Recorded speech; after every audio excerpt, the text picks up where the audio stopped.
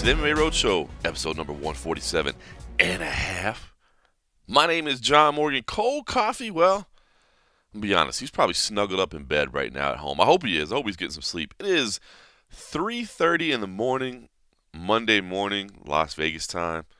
And I apologize that we're coming to you late. About 24 hours later than we'd want to sit down and do this. But bottom line is we just couldn't get to the and a half episode. Such a crazy night on Saturday night. Two shows in the books: Bellator 192, Rampage versus Sonnen, UFC 220, Miocic versus Ngannou, and well, hopefully you guys know by now, as much as we love the MMA Road Show, and we do, MMA Junkie is where our primary source of income lies. So we had some work to get done, and both of us being on opposite coasts. I gotta say, to the entire MMA Junkie crew, man, it was a nutty, nutty night with the dual events going on back and forth. I know you guys as fans were stretched thin, trying to figure out how you were going to watch everything, and we were doing the same. It was myself in LA. It was funny. It was myself and, or I guess, excuse me, Inglewood, California is actually where we were, but the LA Forum. Myself, Simon Samano, who's a Los Angeles area resident as well. He was sitting next to me on press row, and we had his iPad actually sitting up right in between our computers. So we had the Bellator action unfolding live right in front of us, and then we had the iPad sitting in between us where we were streaming everything thanks to UFC Fight Pass and Fox Sports Go. And then, of course, we bought the pay-per-view online through UFC.tv. So we watched everything there. Fortunately, the internet held up pretty well at the arena, so we got a pretty good stream. We got a little buffer here and there on the card, on the UFC card, but we were watching both at the same time. So much like I'm sure many of you were with dual screen action, we were doing the same thing. It was just one of the screens happened to be live right in front of us. So apologize for the lateness, but the bottom line is we just didn't have time to get at everything, and it was a nutty night. So big thanks to the entire MMA Junkie team for pulling everything off, man. I thought we had a good night of coverage. I was pretty proud as I look back on everything we did. Hopefully you guys thought we covered both events fairly and well, but I feel like we had a little bit of everything from both locations, so was super happy to do that. So anyway, but bottom line is we decided, hey, better late than never. Unfortunately, couldn't get with cold coffee, so I took I worked until about probably 4 a.m. On Saturday night / Sunday morning, and then I had a 7 a.m. flight out, so it wasn't enough time to get everything done, and I still need to pack up and stuff. So unfortunately, it just wasn't enough time to get done. And then once I flew home, I got home early in the morning, but obviously wanted to say hello to my family, spend a little time with them. We cooked out, watched a little football. Ah, man, I thought the Jacksonville Jaguars were going to be the shocking team into the Super Bowl, but that didn't get done. Then the Eagles rolled. Watched a little bit of football, but napped a little bit, spent some time with the family, cooked out, that sort of thing. And I'm actually going back to LA this morning. I'm taking a 7 a.m. flight to back to LA and meeting up with the man, the editor in chief, Dan Stupp. We're having some meetings with our USA Today bosses in LA, but I did want to come home and see my family first. But all that aside, just figured, hey, there's still time to squeeze in a little road show this morning. I guess, meanwhile, man, Cold Coffee, he actually got in kind of late last night. Of course, on the East Coast, man, East Coast pay-per-views are the worst. I'm not going to lie. They just inside. I mean, by the time you get back to your hotel, it's already like 3:34 in the morning. Then you still got to process all the video and all that stuff. So he got in late last night, so he's sleeping right now, and then he's going to be hanging out later today. So that's why we're not back together, even though technically we're both in Vegas, at least for another couple of hours. So let's start with Bellator, if that's okay with everybody, because that's where I was. I was at Bellator 192, Rampage versus Sonnen. It was funny. I hadn't thought about it until just now. There was so much made of the main event, which is the main event. Shouldn't Rory McDonald versus Douglas Lima be the main event? And I said going into the fight, I would switch to. I would have had Chael and Quentin in the main event too, and I still believe in that. I still think that's the truth. They were the one getting the bulk of the media coverage. They were the one getting the bulk of both, especially from casuals. I mean, I know hardcores were excited about the welterweight matchup, but when you looked at clicks on our website, and then when you just looked at all the mainstream stuff, I mean, Quentin and Chael were definitely getting the most attention and the most headlines. So I still think that they deserve that main event slot. But I was just looking at it this morning. I wonder, had the event just been known as Bellator 192 Lima versus McDonald, and then Chael and Rampage fought in the last fight, does that appease everybody? Would that work better? Because I said it going in, I like what Paramount did. They said, look, we've got a double main event, but just so you guys know, all throughout the year, this tournament stuff is going to take place after the main event. It's going to be the last fight of the night. And I think that's a wise decision. Again, I think they just botched it going in because they didn't say that going in. I think if they'd have said it going in, they'd have done themselves more favors. I think the bottom line is the decision was made kind of late in the process, but I think they made the right decision. But I wonder if they still called the event Bellator 192 Lima versus McDonald, if that appeased people a little bit. I don't know, just a random thought there. But the way it did happen, Chael Sonnen, Rampage Jackson in the main event, and I gotta say, man, I give Chael a lot of credit, and I thought he fought a smart fight, man. And it may not have been the most exciting fight, but we knew going in he had to get takedowns, right? I mean, bottom line, he had to get takedowns, and he got them. But he didn't just sell out to takedowns at the beginning. I mean, he had a couple. He had a couple, shots on the feet that landed pretty well early on, to be honest with you. So I thought he handled himself pretty well.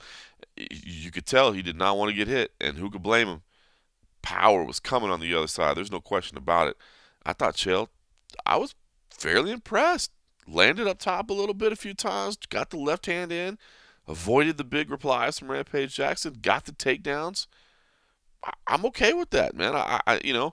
Chael lives to fight another day and lives to get a lot more headlines. A lot of the pre-fight packaging, obviously I didn't see the TV broadcast, but a lot of the in-house packaging, I could say videos throughout the night were Chael. I mean, he's so good on camera, and he's so fantastic. The countdown shows were amazing. I thought they really did a good job of utilizing Chael, and I thought Chael did a good job of playing the part. But a lot of the videos in-house, in fact, I don't know if they showed it on the broadcast. I'm assuming they did, but they had one of him basically doing a poem to rail on everybody, every single other entrant in the heavyweight tournament. So I don't know, it's kind of good. Chael's a fantastic marketer, and I was fairly impressed with the way he fought. Now Rampage, it was interesting because on Fight Week, I was talking to Mark Raimondi of MMA Fighting. I actually thought Rampage looked better than I thought he would. I do agree. A lot of people said it. I talked to Frank Mir earlier in the week, and he said it. Chael said it too. He's like, listen, if Rampage comes in around 230, I'm a little bit worried because that to me means he took training seriously. He's in shape. That scares me a little bit. If he comes in at 250, maybe I'm not as concerned because I know that he probably did. And he ended up coming in at 253. The thing is, Rampage made a lot of his thyroid issue and changes he made and how he approached it differently and dedication. And I will say physically, I thought he looked better than last time out. And I mentioned Mark Raimondi because he said the same thing. I saw a lot of hate online saying, Rampage looks terrible, Rampage looks terrible. Now, this is pre-fight. I thought he actually looked pretty good. I thought he looked to be in decent shape. But no, he did not appear to fight that way, and I'm a little bit concerned now. I had some talk with some people after the fight, where does Rampage go from here? After the clear decision loss, he got it going a little bit in the third round. I think by that time maybe I don't think Chael was getting tired, but yeah, I mean dealing with the heavier man, dealing with the bigger man, being his concern. I mean he got hit to the body a few times, and you could tell it bothered him.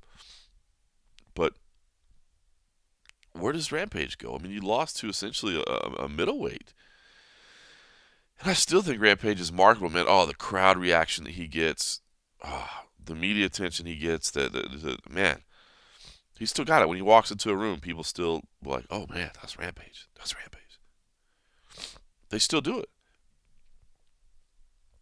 But you just lost to a middleweight and didn't look particularly threatening in doing so. So, he said there's only a handful of fights left, and I'm sure they can find some fights for him. I just don't know necessarily exactly what it is.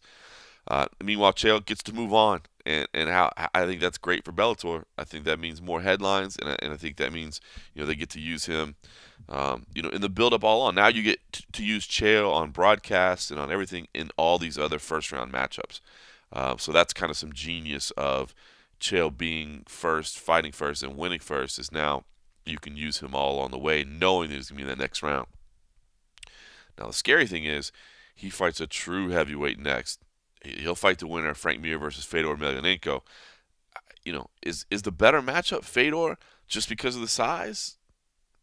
Or is it, a better matchup with Frank Mir? Not that Frank Mir doesn't have knockout power, any heavyweight does, but you think of him more for his grappling strengths than his wrestling, or than his striking strengths, I should say. So that's kind of debatable too. I mean, Frank's the far bigger naturally guy. You could see the face-offs.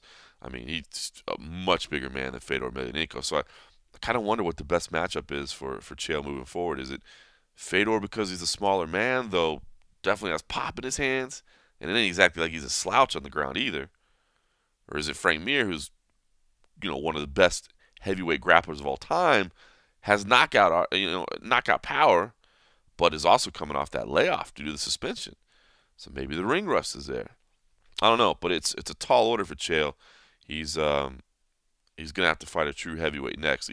Not that Quentin didn't weigh in as a heavyweight, but not a natural heavyweight. So anyway, had a chance to speak with Chael briefly afterwards at the post-fight press conference.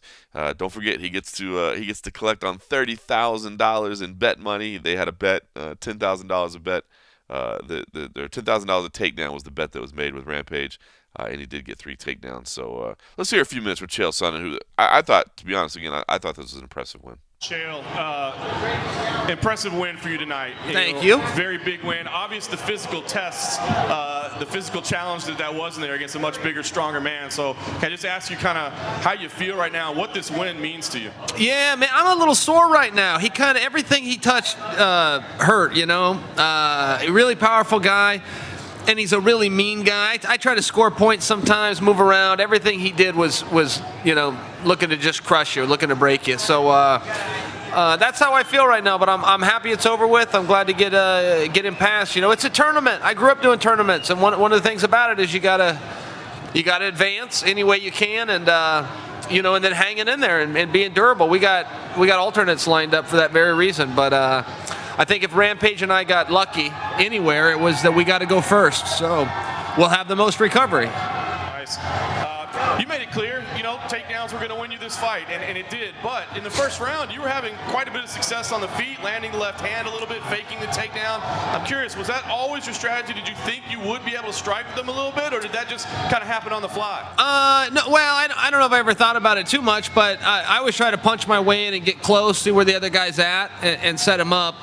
I've had fights before where I can't take the guy down, so I work on that stuff every day. I had dreams in 2000 of being an Olympian for boxing. I never talk about it. I ended up pursuing wrestling, but I've been boxing. I think I boxed more than any of these guys have. I don't know that they've ever competitively boxed. I used to competitively box, so it's definitely plan B for me, but I know how to box.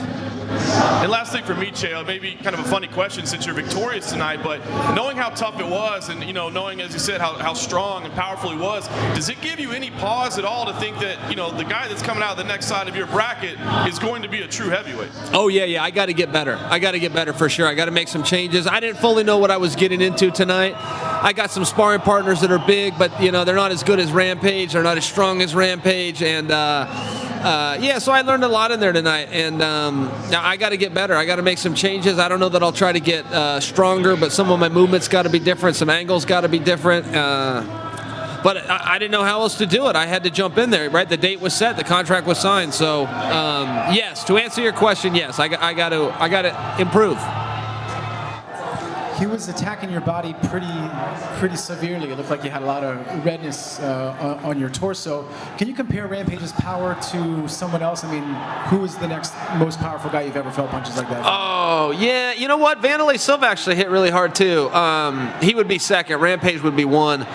He hit me somewhere in that fight. I don't know the round in the body, and I went, oh, and he heard that, and he just dropped his hands and he must have hit me 10 more times.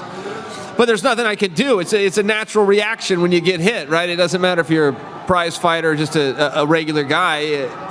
Is very natural. So I think I tipped him off a little bit there. I didn't have much of a poker face, and I paid for it.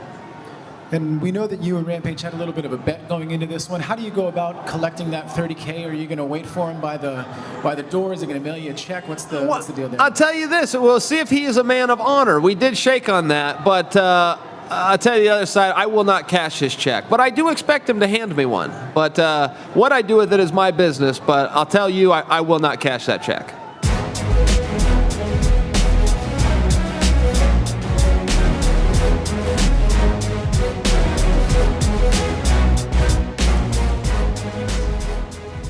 In the second main event, Rory McDonald picked up a win over Douglas Lima.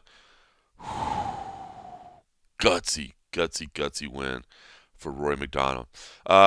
Listen, here's how I had the fight scored 48-47. I had Rory McDonald winning the first 2 rounds, Douglas Lima winning rounds 3 and 4, and I had Rory McDonald winning round 5. And it's weird because, as far as I'm concerned, I'm torn on this one because I have high praise for Rory McDonald's heart. My God, that leg.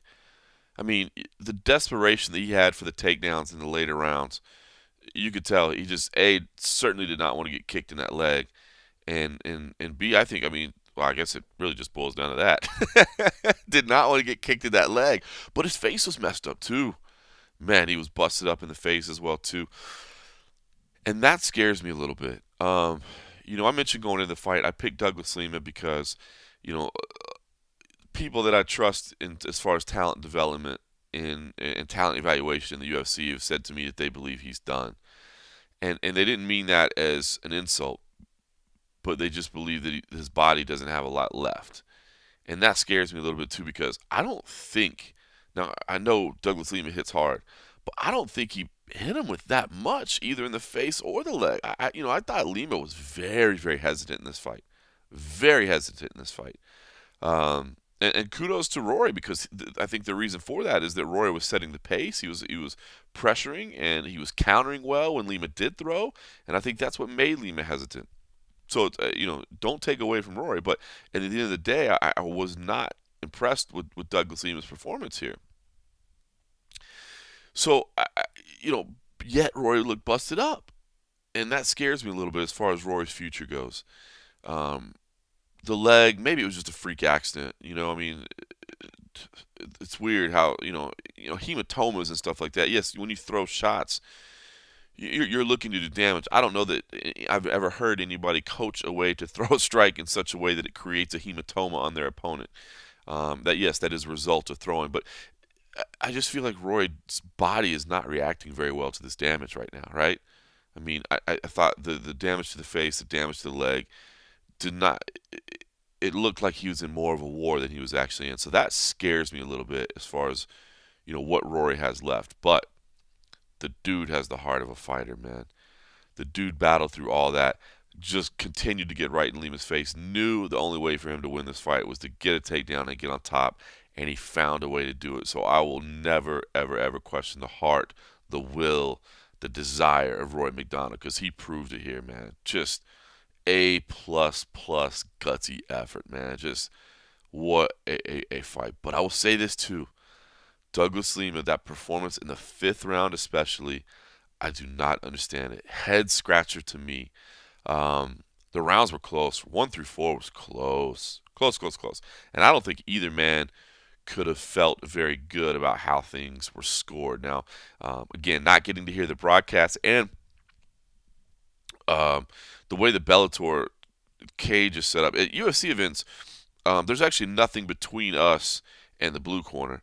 So we can hear and we can actually, depending on the volume of the crowd and the volume of the music and stuff like that, a lot of times it's tougher in main events, but it's easier in the prelims or even the undercard. You can hear what's going on in that corner. Now, the champion is on the other side, so we wouldn't have been able to hear what was going on in person, even if it was a UFC event. Which Bellator, I guess to finish my thought, Bellator puts us behind a barricade and there's a row of VIPs right in front of us and then some space, so we don't necessarily get to hear anything in the corner. But I don't know what Lima's corner was telling him, but I just would feel like a fight that close, you can't take the 5th round off, and I feel like Douglas Lima took the 5th round off. He was on his back, working a closed guard. And on my scorecard, it was even. So on my scorecard, for every minute he was laying on his back in closed guard was a minute that he was letting the fight slip away. And as it turned out, Yeah, that is what happened. Now, um, the scores were a little wider than I thought they would have been, with 49-47, or excuse me, 49-45 and 49-46 being in the end. But it was puzzling to me. It was puzzling to me, and I don't know if Douglas Lima just thought if he was exhausted. We didn't get to talk to him afterwards, so I don't know if he was just exhausted, and that was all he was capable of. Which if it is, then hey man, if your body's done and that's all you can do, then I get it. That's all there is. But if that was a strategical thing that he was like, man, you know what? I just need to make sure I don't get knocked out here because I'm ahead on the scorecards. All I need to do is just ride this out and let him, he can take this round. I mean, if it was a strategical error, costly, man. Very, very costly. Very costly. So, interesting fight. Maybe they should run it back. I mean, there's other fights out there. Roy, of course, wants to go to middleweight. He wants to be a dual division champion. Roy is a star. He gets paid well. Again, he's going to take some time to heal up. There's other matchups out there, so I don't think that Bellator has to run this back, but I think they could. I think they could. You know, I I don't know. The way it finished, I'm not sure if it's necessarily what has to happen right now, but I think it would be. I think it was a good fight, and I think doing it again would be fun, and maybe Douglas Lima could handle himself a little bit different. Maybe Roy McDonough wouldn't be battling through injuries, so maybe his side would be different as well. I think we probably see this again at some point, but costly mistake there for Douglas Lima. But kudos to Roy McDonough. Hope that he recovers quickly, um, and hope that uh, the damage and the injuries weren't as bad as we think, and maybe he's just one of those guys. I mean, heck, his buddy George St. Pierre, man, he used to come out of fights looking rough. Looking rough, whether or not he was that beat up or not. So maybe that's what it is with Roy. Maybe that face and that nose and it's just that at this point in his career, it's just always going to look rough after a fight. We'll see. Michael Chandler picked up, I guess I should say I would play some audio from Roy McDonald, but of course he didn't get to come to the post-fight press conference. We knew right away. It's funny, Bellator officials came in, apologized to us. They're like, "Hey, we're sorry. We're not going to be able to bring Roy." Like, bro, we had already, we all knew he was going to the hospital. Michael Chandler picked up a unanimous decision win over Goichi Yamauchi. Fun fight. Fun fight. It's kind of crazy that you can have a fight that's 30-26, 30-26, 30-25, and still say it was fun and still say it was entertaining. I was thoroughly entertained by it. Goichi Yamauchi, I'm high on this kid. I think he's a really talented fighter. He's got a great career record. He's still just 25 years old. And, I think there's a lot of upside to him. His submission game is strong. He's also got the karate style attacks. He landed that little question mark kick that hurt Chandler pretty bad in the second round, I believe it was. It was a fun fight, but Michael Chandler, man, when he gets going and is on point. He is as vicious as anybody in the division. Just unbelievable. Fun stat I actually heard, and I won't say where I heard it, but I was told that maybe these things will be made public in the official in the future, I should say.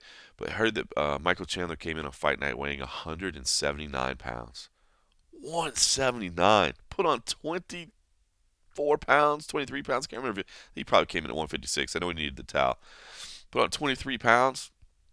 Gosh, 15% of what your body weight was when you weighed in. Big, strong.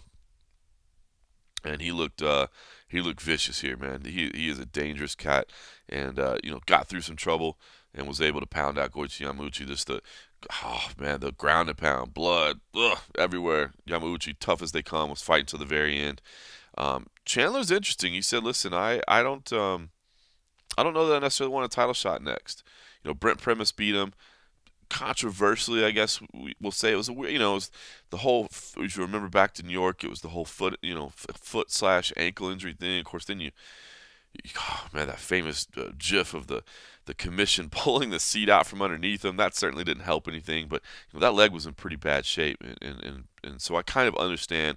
And then Chandler wanted the rematch, and Primus had some stuff going on with his family, and he couldn't do it. Chandler, meanwhile, says, "Oh yeah, well, while you were going, I'm adopting a kid, building a house, moving across the country. Like, what's your family got going on that you can't deal with?" But so. He's pretty angry at Primus. So, he said, "Listen, I don't know if a title shot's really what I want next." Though, in the end, he did say, listen, maybe it's if Scott Coker tells me you want me in a title shot next, then I'll probably relent and take a title shot. But he's looking at big fights outside the division. Chandler's a guy that's been around Bellator for a long time. He is such a company guy too. It's hilarious. Like hearing him talk about the Paramount Network and hearing him talk about Scott Coker. I mean, the dude, you couldn't ask for a better guy to have on your roster, man. He gets how to sell the company. He gets how to sell himself. He's not selling in the trash talk way, but I mean, he understands. Maybe cut from the Uriah Faber-esque mold, where he knows how to push the products that are sponsoring him. He knows how to be a part of that. He knows how to be that company guy. Like he's as good as they come, man, and he's dangerous. I really enjoy watching him fight. As I also enjoy watching Aaron Pico fight. My God, this kid is for real. It's funny. I don't know how long it's going to take to build back the hype, and maybe you can't ever build it back, right? Like maybe it was too much. I mean, I think the famous with the ESPN article, the Brett Okamoto article, is this the best prospect ever? I think was their headline, and not that they were the only ones to use that or to tap that idea. And hell, Brett, I mean, I don't even know if he wrote that headline. A lot of times you don't write headlines; your copy editors do. But I mean, when you call anybody the best ever before they've ever fought a fight, I mean, it's impossible to deliver, right? It's absolutely impossible to deliver. And of course, Aaron Pico came out and infamously lost in the first round, 24 seconds of his professional debut, and everybody was just like, oh my God. But at 21 years old, man, this kid is the real deal, wrestling, striking, and now, after that loss, 2 straight first-round knockouts, and this one was just vicious. The liver shot, just, oh. The funny thing was he landed to the body earlier in the fight. I mean, in 37 seconds, he dropped Shane Cruckton early with a body shot, and then came back and finished the job with just a shot that folded him in half. And this kid is exciting, man. The kid is incredibly exciting, and sign me up. If he's fighting, I'm in. I want to watch him. 21 years old. This is the new generation, and man, I guess props to Bellator for taking the shot, signing this kid, investing money in him, well before they knew he wasn't going to be pro for a long time, and they had the foresight to go ahead and invest some money in him and to announce his signing when he was a teenager, and now here he is delivering for him, and it looks like there is a ton of upside for this kid, and I want to watch him fight, and it's great because he wants to be aggressive. He wants to be aggressive. He wants to fight like that every time out. He had a great quote afterwards where he talks about his aggression and how the fact that, he's going to be aggressive. Sorry. That's just what he's going to do. If it takes years off his life, but it makes him a successful fighter and allows him to provide for his family, then that's what he'll do. That is a crazy, awesome mindset to have as a fighter. Maybe just crazy, but you got to be a little crazy to be a fighter, right? If you want to lock yourself in a cage with another man hell-bent on doing destruction to you, you got to be a little bit crazy, right? This guy's got an edge to him. He's got an edge to him, and, he's, works at AKA, but also a lot of work at the body shop. That crew right now, AJ McKee, Joey Davis, we'll talk about just briefly in a moment, man. They got something. They're a good-looking crew. Listen to Aaron Pico, man. I think this kid, if you're not on the Aaron Pico bandwagon yet, if you jumped off because of that debut loss and you wrote him off, you might want to give it another visit after this performance. It was a great night for me. I mean, I felt relaxed out there. I had a great training camp. Everything went well. There's not much to say, just to go out there and have fun. And I know I have a lot of power in my hands, so it was a good night for me. Aaron, as you said, not a lot to say. I mean, there wasn't much fight to judge in there. But overall, I mean, how did you feel about your performance? Obviously, everybody was incredibly impressed with what you did. I felt great. I just needed, the experience. This whole training camp went well. No injuries, no nothing. So I felt so good coming into the fight, especially being with Antonio. Everything just felt right. I mean, I was nervous. Of course, I'm always nervous, but I just knew this was it's just my time. I feel good at featherweight. 145 is the perfect weight for me. I feel strong, fast, and like I said, I just need time. Time is my friend right now. So each time I keep fighting, it's just gonna get better and better. So I'm having a good time. The body shot was how you ended the fight, but it was there early for you as well. I mean, did you have a feeling that that was going to be a weapon you could use tonight? I knew I was going to knock him out with the body shot. I didn't really say it. I just knew he was just long, lanky. I just knew if I got to the inside, I've seen a couple tapes on him. He's taken some kicks to the body, which he didn't really like. So I knew if I get to the inside on him and I let it rip, he's just going to go down. There would be no way he would be able to stand. So I showed it tonight. You know, as you're developing, I think they say, you know, your aggression is something to watch, but it's also a little concerning too. Maybe you're a little wild, maybe you're a little too fast out of the gate. What do you think? Do you think that's something you have to be careful about, or do you feel like that's actually a strength of yours? I'm working on it with Antonio, my defense, but I'm a fighter. That's just what I do. Like I said, I'll take one to give five. That's just kind of who I am. And like I said, this is a fighting sport, and that's just, you're gonna take punches. If I take 8 years off my life because I took some punches in the cage, I'm okay with that. As long as my family's good and I had a good career, I'm fine with it. But like you said, I need to work on my defense. That's something I work on every day. And I'm a fighter. I'll just go in there and fight. Nice. And last thing from me, I mean, obviously you've had these high expectations on you for so long, and you're still so young in your career, but where do you feel like you need to go from here? I mean, are talking about championship fights and contender fights, is that silly 3 fights into your career, or do you feel like, you know, you're already at that level? It's all up to my coaches, to be honest with you. I mean, my job right now is just to focus on getting better. I wake up every day, I got to work on being the best fighter that I could possibly be. At the end of the day, I got to sit down with my team and figure out where we go next. I know, you know, being champ of the world, you know, just, of course I'm going to be there for sure, but it requires so much. You know, you have to take tougher and tougher fights. I'm only 21 years old. It's a lot of stuff going. So when my team feels that I'm ready to fight for the championship, then I'll be more than happy to. But for me, mentally, I'm always ready to fight. That's just who I am. So. Can you compare the knockout punches, Justin Lin, to the jaw versus this one tonight? I'm sorry, say that again? Can you compare the knockout punches, Justin Lin, versus this one? Oh, for me, they're both really, really great, but I like this because I'm in front of my friends and family. But the Justin Lin knockout was really good. I don't know. It's just anytime you get a knockout, it's just a good feeling for sure.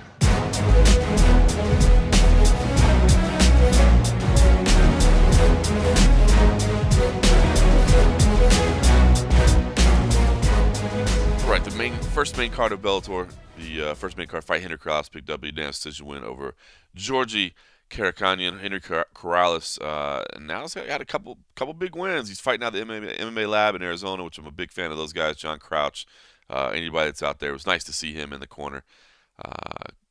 But Henry Corrales credited him for his win streak and also dropped a couple of F-bombs on live TV, so that was good. The prelims. Okay, should say this. Bellator, their product overall was good, man, especially these tentpole events with the big in-stage setup, and it felt good, man. It really did. They had a lot going on in there, and the presentation was nice. It was fun. But this whole 7 post-limb fight things, it's too much, man. It's too much. And here it is. It's 3:30. Well, now it's a little after that, but it's, after 4 a.m. on Monday morning. I still don't know what the results of those 7 post-limb fights were. And that to me is just weird, man. I guess they're waiting. I guess Bellator's waiting to get the word from the committee. You have 7 fights that, I get it, are to sell tickets, and you want I understand the logic. You want the house full, right? So you have these local ticket sellers fight after your main card because your assumption being that all those people that are there to see their friends and family will stay in the arena and be in the arena and wait for their guys to fight. And that's cool, right? Whatever. I just don't dig it, man. Are you telling me that your product isn't good enough? That the people that bought tickets to see these fighters won't stick around and watch Roy McDonald versus Douglas Lima? Won't stick around and watch Chael versus Rampage? I just don't buy into that. I don't know, man. It's too many fights, man. 17 fights? It's too much. It's too much. Less, please. Do less. Don't have all these post limbs. If you got one or two, I get it. 7? And they're going on while the post fight press conference is going on, so no media is watching them, so nothing gets done there. The camera people aren't working anymore, so nobody's recording it. So just it's not even, you don't even have it as tape for the future. I get the logic behind it. But I really think they need to look at it again. It seems like a waste. But I did want to mention the prelims briefly. We did see Conor Gracie, the son of Royce Gracie, losing a decision to Devin Brock. That was a big highlight there. Conor Gracie looks athletic, man. He really does. Just the eyeball test. You look at him, he looks athletic. But he just didn't have a great performance here. Devin Brock was able to easily defend the takedowns. He was a smaller man, but he was able to get in and out of range and didn't allow Conor Gracie to strike from distance. And just a pretty clear-cut decision win. He's got some work to do if he's gonna be. I mean, first of all, let's be honest. It kind of sucks being the son of Royce Gracie, right? I mean, it really does. It's just the expectations. You look at like a Ryan Couture. You look at the Shamrock's kid. I mean, it's tough to have those legendary names and to be the son of Royce. I know there's a ton of Gracies out there, and they all have expectations. Just having the name Gracie puts expectations on you, whether fairly or unfairly. But then to be the son of Royce, man, expectations through the roof, right? Difficult position for him to be in. It's going to open doors for him. He'll probably always be able to get on these cards if he wants, but he's got some work to do. That's for sure. Maybe it was nerves. I don't know. But tough. But listen, the one I took out of the prelims, Joey Davis. This kid looks like the real deal as well. This kid looks like somebody to keep your eye on as well. Undefeated in his career now. Just getting started, to be honest with you, in his career, but 3-0, but looks fantastic. Yeah, decision win to start out, a couple of knockouts now. This is an undefeated wrestler. Not many people go undefeated in the wrestling career, even if it's not at the highest level. But then, again, the work that he's putting in with A.J. McKee, with Aaron Pico, man, you got a group of youngsters here that have got something going. And this spinning back kick knockout to the liver, that was the first fight of the night. So Joey Davis, Joey Black Ice, keep your eye on him, man. He was impressive to me. All right, so listen, while all that was going on, we were watching the UFC show as well. UFC 220, Miocic versus Ngannou. We were keeping an eye on all that as well, and got to come out of there with just nothing but praise from Stipe Miocic. The unanimous decision win over Francis Ngannou, very clear. Obviously, in the later stages, it was funny because the way things ended. The way things ended, basically the main event for Bellator was done before the main event for UFC was done, and of course we had a post-fight press conference to go to. And there was a big group of us kind of piled around that iPad at that point. Myself and Simon Simano have been watching it all night. Gareth A. Davies had kind of walked over behind us. Excuse me, a couple more people were kind of piled around behind us as well. And we were all kind of watching the fight. And I said, listen, if you could do us a favor and not start this press conference until this fight is over, that would help. Because I think there's a lot of us here that will probably be taking part in your press conference that want to watch how this fight goes. Man, how good was it early on? Oh, my God. The first 2 rounds especially just, threatening, man. Threatening.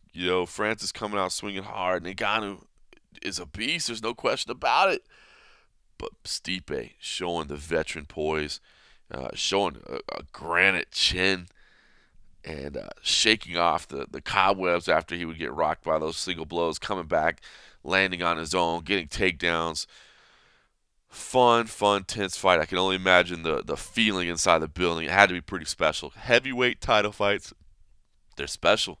They feel big, man. They really do. It's crazy. Even though I think we as hardcores know that that's not always the most talent-rich division. Man, when it's happening at the highest level, it just gets people excited. I can only imagine, what the feeling was like inside that building. But Stipe, He showed what a quality individual he is. He showed what a quality champion is, and now some people saying the greatest ever. Let me talk first about I guess Francis Ngannou. I saw a lot of reaction, and I get it, man. Some of it's just talk or whatever. Oh my God, the media, the hype train, the this and that. I get it. I get it. I mean, I guess if anything, you might say we were guilty of that, but I don't think so. I think, I do think Francis is still a fantastic challenger, and I think he was a great story, and it's fun to document the rise of people like that. He was one of our guys. We found him early, and we liked him, but that doesn't mean you write people off. I picked Francis coming into this fight, but even going back and you had to know this was 50-50 at best, right? I mean, Stipe is fantastic, but I guess I say all this because we're just picking people, right? I mean, we have our opinions on what we like, but I saw a lot of people saying, well, what about the company didn't get behind Stipe enough? That's interesting. I don't think so. I do not believe, and I honestly mean this, especially in talking with the high-level executives that we do. I do not believe that they make plans assuming or banking on one person winning. I do not believe that. They know. And in fact, Dana White himself has told me, he's like, that is the biggest mistake you can make. He's like, as soon as you bank on one person winning, you can almost assuredly know that they're going to lose. That's how the plans work. That's how this game works. Was Francis getting a lot of hype? Yes, he was getting a lot of hype. Is Francis there at the Performance Institute so that they can use him to film anything like whenever they want? Yeah. Yeah. Is Francis more willing to do media than Stipe? Yeah, he is. I don't think Stipe enjoys doing media very much. And I think sometimes, Stipe's not getting enough push. Well, it's hard sometimes, too, when he doesn't necessarily, really feel like he wants to do interviews. It's hard to get behind him. But the dude does have a great story, and there's no question about it. The fireman, come on, that's the All-American. So, but I don't know that you're going to see. Okay, two things. Number one, I think that marketing a challenger is kind of helpful in marketing a champion, right? I mean, if you build Francis Ngannou up into this big, unbeatable foe, this challenge on the horizon, this freak of nature that the world has never seen before. If you build him up, and then your champion wins, doesn't your champion steal that? Doesn't your champion get love for going, my God, he just beat the storming Avenger from the wastelands, So, I mean, I do think there's something to be said in building a challenger. In building a challenger as the champion's, biggest test to date. I don't think that's disrespectful. I think that allows the champion to steal that shine. And for you to have, if all you're talking about is a dominant champion laying waste, a la Ronda Rousey maybe, I don't know, then you're not doing yourself any favors by helping her wins to look as special as it is. Now, and it's wrong to compare the women's bantamweight division in its infancy to the heavyweight division, but I guess I'm doing that just for the sake of coloring a picture, so to speak. But I do think there's something to be said for marketing challengers. I do think that Francis was easy to market. And, again, I mean, Stipe, even in the post-fight press conference, right? He looked a little bit he seemed standoffish with the media, and I'm not saying any of this from a personal perspective. I love Stipe. I enjoy talking to Stipe. His answers are pretty short. They're pretty direct, but you got to know that going in. If you know that going in, then you got to tailor your questions to that way. You got to be ready. You got to make sure you don't give him a yes or no question. If you give him a yes or no question, you're going to get a yes or no answer. If you give them a cliched question, you're probably going to get, a pretty cliched answer, whereas some guys know that you're just kind of setting them up to get a quote out there. It's challenging, but you can know that going in. So, I don't know. I thought there was so much made about the marketing of this and how it was presented and all that I found it kind of interesting. I think people maybe don't realize, it's tough sometimes to market a guy that, I don't want to say doesn't want to be marketed, but isn't necessarily always taking part in it as much as you might like him to. You look at Ronda Rousey, God bless her. She did everything. And she got rich. She got rich from it. Conor McGregor did everything. He's not doing everything anymore, but he did everything. And, he got rich. And I think Stipe is still getting, paid decent. I don't know that he's going to get rich. And it's not his personality, but unfortunately that's the reality of the world we live in. All right, so that's the marketing side of it. But I want to talk about the fight side of it. Is he the greatest heavyweight of all time? I'm stuck right now on this. I feel like he's definitely, no question, one of, right? There's no question he's one of the best ever. Is he the best ever? I feel like I wonder if you can say this run that he's on, certainly historic, right? He's now won, defended the title 3 times. So there you go. That's history in itself. So you can make the argument right there. That's enough. He defended the title 3 times, right? That's like the Jordan versus Kobe argument, right? 6 rings or whatever. Okay, 3 title defenses. You can make the defense right there. And the run that he's on, some pretty solid names in there. He laced them out in the post-fight press conference. Mark Hunt, Andre Arlovski, Verdum, Overeem, Dos Santos, now Ngannou.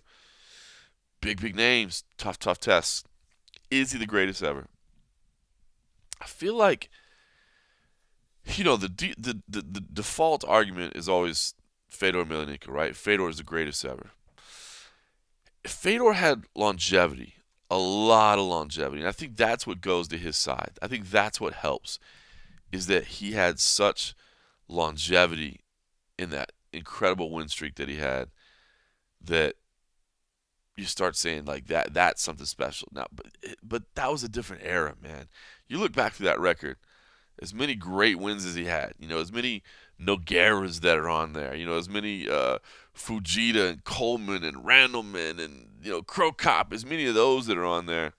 There's a couple of names on there too. He got some cupcakes here and there, right? He got some setup fights every now and then. Stipe is never going to get that. In the UFC heavyweight division, you're never getting, a setup fight, a gimme fight. So, if you filter out those, then maybe you can't really look at the longevity as well. I'd like to see the Kane fight. It sounds like Kane's getting healthy. I know Verdun wants the rematch. But to me, well, and I guess I should say this. I mean, Dana told us not that long ago it's been too long for Kane. Kane needs to come in and get a win. And you know what? Maybe Verdun does get the next fight. Maybe Kane gets a quote-unquote warm-up fight first. Maybe he might like to get in and get himself healthy again and prove he's the number 1 contender. But I guess maybe before I pull the trigger on saying greatest ever, I'd like to see him beat Kane. Greatest right now? Absolutely. One of the greatest runs of all time? Absolutely. One of the most impressive streaks? You know what I mean? Is that wrong to say I'd like to get that Kane name on there just to convince me? I think you can make the argument right now. I think you definitely can, that he's the greatest ever. I feel like, and maybe it's easier too in retrospect. Like maybe, let's say Stipe were to call it a career, or let's say he were to lose or something like that, and then you go back in retrospect and it's easier to look at it. So I always hesitate when I'm in the moment. That was the greatest card of all time. That was the greatest knockout of all time. That was the greatest submission of all time. Like, it's hard to say something that's the greatest of all time when you're in the moment, because I don't feel like you're getting that proper perspective on it. I don't feel like you're getting that proper, view from afar. So maybe that's why I'm not sold on it yet. But I wouldn't argue with you. If you want to sit here in front of me and say, yes, he is, John, and here's why, I go, oh, you know what? You make a very convincing argument, because he's a beast, man. I don't know that he's ever going to be the big superstar. I don't know. As amazing as the story is, the firefighter, the family man, it's just, I don't know. That X factor we always talk about, right? That X factor, it's something you can't define, but when you see it, you know it. Ronda Rousey had it. Brock Lesnar has it. Conor McGregor has it. There's something about that next level. I don't know that he has it. God damn, he's a good fighter. He's a good fighter.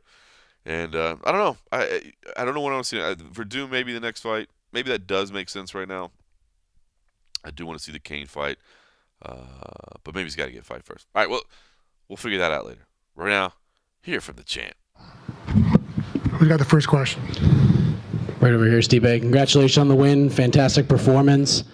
not many people have been able to take a Francis Ngannou punch and really talk about the tale later on that night. So what was it like? Did it live up to the hype that everybody was giving it? Oh, it definitely hits hard. I mean, there's no question. At the heavyweight division, do you want to get hit by him? No, that's why I went. Exactly, it sucked. I mean, look at my eye, one punch, you know. But that was my own fault. I put myself in the lane.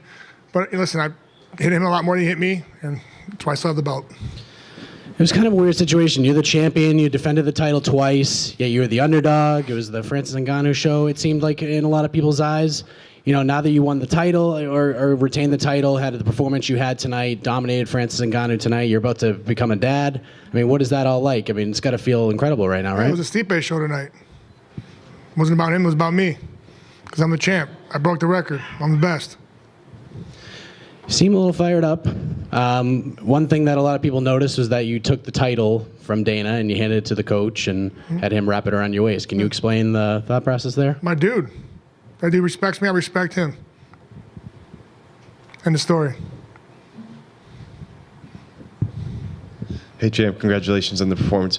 You've spoken several times in the past and recently in Media Day about enjoying the simplicity of your life and going back to your home and to your lawn. And as this gentleman said, you're going to be a dad soon. You can just talk about, obviously it's an exciting moment in your life, but the fact that you're going to become a dad and going back just to your life after this. Oh, yeah. I hope it snowed a lot. I'm used to that snowplow. I'm so pumped.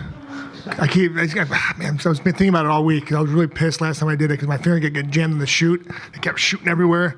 But, then I got a bunch of my buddies coming over next couple of weeks, start moving stuff around and get the baby room set up. And, and then gonna have cameras everywhere because I'm a psycho. So no one touches my daughter and comes in, tries to rob my house, And even though I'm the baddest man on the planet, I'm a weirdo. So. Great job tonight. Thank you very much. Yeah, thanks. Stipe. Right here. We'll talk sometime about what happens when you run over the Sunday newspaper with the snowblower, because that's not fun. Oh. You'll do it eventually. Yeah. Well, I don't get the paper. Oh. I go online. Geez. I'm joking. Sorry, plain dealer. I'm people. joking. I'm a dick. I'm sorry. I'm joking. Sorry. Hey, was the game plan, did you feel like the game plan going into this was that, you know what, I'm going to push him against the fence and I'm going to take him down as often as I need to? Was that? Yeah, 100%. He's never been there. Why not, right? I mean, I felt like I struck him. He caught me in the first round a couple of times, but after that, I could see I took the will out of him, and that's what I do. I will take the will out of you. I feel like a lot of people thought, you know what, the way we've seen this guy hit, he could hit anything and put the lights out. But we know you could put people's lights out too. But did you feel like as long as you got past the first round, that this thing for sure was yours for the taking? Listen, man, I got the fighting spirit, bro. It's going to take a lot more to take me out. Ford Escort, Ford F-150, I don't really care. I'm going to keep coming. All right? I mean, he's a tough dude. There's no question. He's got a great career out of him. He's a tough dude. But listen, man, I got that fighting spirit. I ain't going to stop. I'm the daily grind. I know you want to enjoy this, obviously, and probably take a little bit of time off, but do you have anybody that's on your radar for what comes next? Yeah, when my daughter's born and she's like 18, starts dating, I mean, every dude I should start talking to, I'm going to smash them. You ever watch Bad Boys? Bring all my boys over, it'll be a good time. And I will ask you this, and as I asked DC earlier, I'm not trying to stir anything up. Dana did say on the post-fight show, you and DC is a fight that he would love to see. That may be the fan in him talking, but is that something you would ever entertain? Listen, yeah, man. Like right now, dude, I don't care. Like I just got done with a fight like 45 minutes ago or an hour ago, whatever it was. 25 hard minutes with a tough dude. I don't really care what's going on right now. I just want to go home, see my dogs, hang out with my wife. She's put up with enough with me. She's an amazing woman. I'm very lucky to have her. And I just want to go home, hang out with her, and just relax. And I'm not worried about that. Let me heal up. It sucks getting old, man. Thanks. Hey, Stipe. How you doing? Mark. Congratulations. Thanks, buddy. You had my dude. You had downplayed for months and this week about the record, but now that you've done it, you've accomplished it. Can you kind of reveal to us how much did it mean to you, or were you sincere in that the record doesn't really mean that much to you? Well, now it means something to me. I beat the guy that everyone thought I couldn't beat, so it made it that much sweeter. This guy's a phenom. He's 1 in a million. Blah blah blah. Well, guess what? He lost. He lost to a Midwest boy that's 40 pounds lighter than him, and I'm the greatest heavyweight. I defended it 3 times. No one's ever done that. Right. Did that kind of feel like going back to your high school days at Eastlake North and Cleveland State today when you were a standout wrestler? I mean, it almost felt like a wrestling match for you out there today. Yeah, I mean, his leg was there. I'm going to take him down. Hell yeah. He's a big dude. You want to get by him? I don't. I mean, look what happened to my eye. He got me with a good shot. That sucked. But, man, I'm going to go out there and just do what I do. And I saw his leg, take him down, and, he didn't like it, and he couldn't get up. It was hard for him to get up, and I just wore him down, kept working, and that was the game plan. If I got him down, do it, Did you put him in deep water. Did you feel you were going to have it looked like you had a really enormous advantage when you were going for the single leg. Did you feel like, but in preparation, that this was going to be a huge advantage for you? No, because there were so many unanswered questions about him. He's a big, strong dude, man. You see what he does. I mean, he's still felt strong in the fourth round. Even though he's gassed out, he's still a tight, strong boy. And just gotta go out there and keep working. And you never know what to expect, man. It's mixed martial arts, man. It's as real as it gets. You never know. You could be winning the whole fight, and last minute, dude catch you with a flying hook. You're tired. Boom, you're out. You just don't know. He said that he felt he made a big mistake. He said he came at you too hard, too early, and by the third round, he was gassed. Did you sense that? I felt that in the first round. That you felt he was going to come after you really hard? I feel like he couldn't put me right in that first round. I could see it. His will was dwindling away. It was a tough dude. There's no question. He's really good, but I felt his will dwindling away. I could see in his face. He couldn't move. I was still there.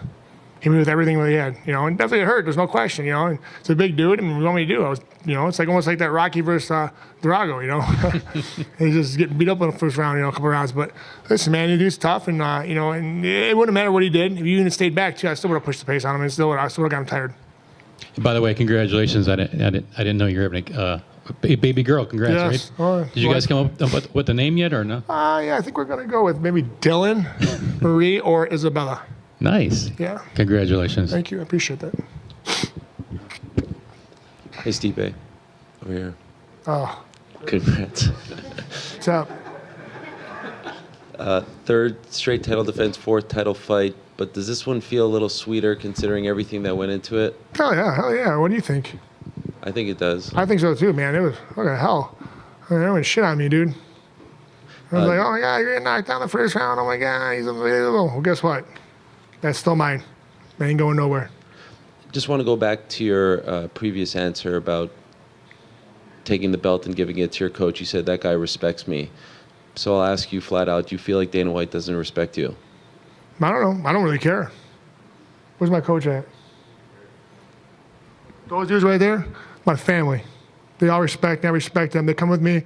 We go to war. No matter what happens, win, lose, or draw, that's my family. We all respect each other, no matter what the situation is.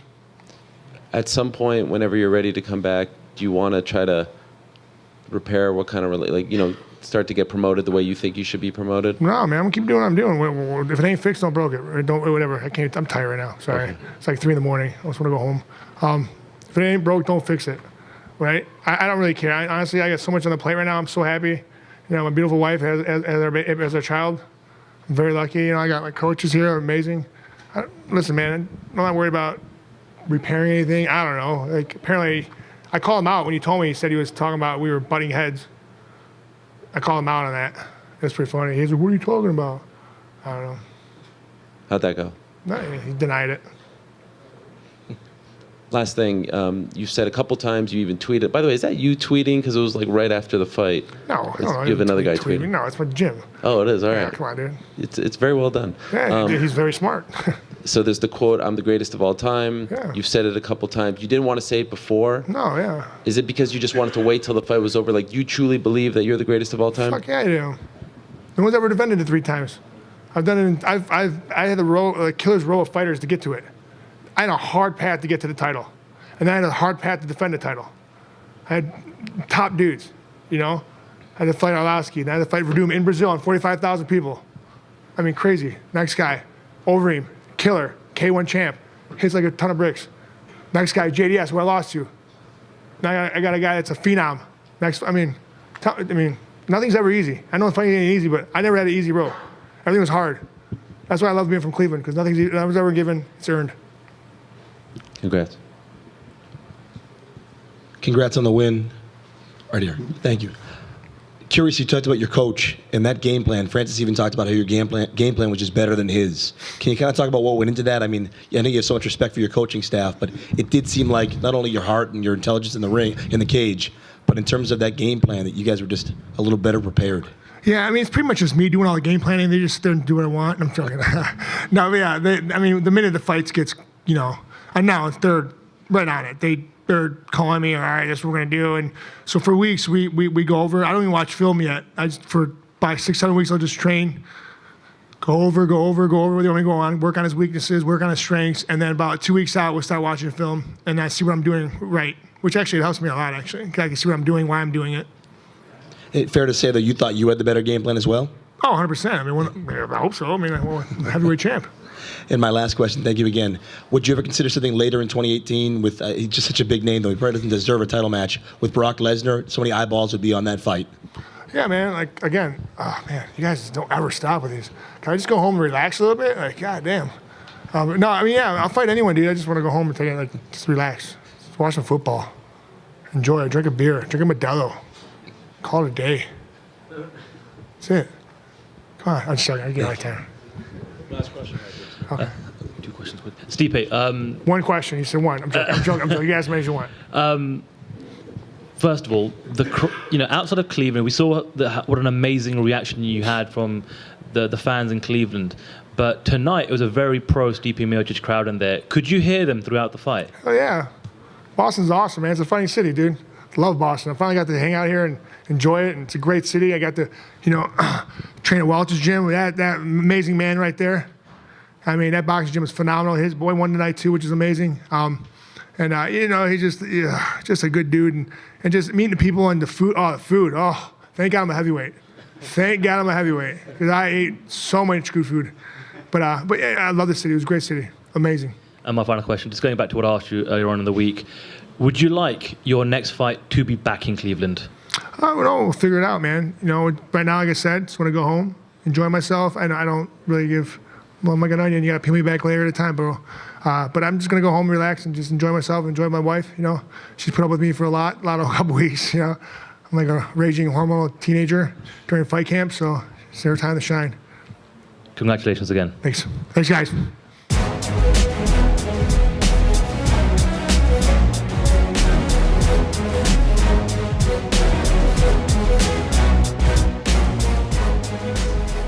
All right, in the co-main event, Daniel Cormier retains his light heavyweight title with a win over Volkan Ozdemir, or as he says, basically claimed the vacant title. I love that attitude.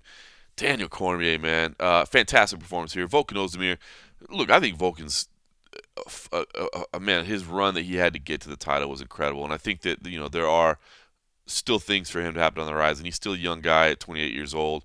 Heavyweights can fight for. Light heavyweights can fight for quite some time. If you look at Daniel Cormier, those higher divisions, the light heavyweights, the heavyweights division, the heavier weight divisions is what I was trying to say.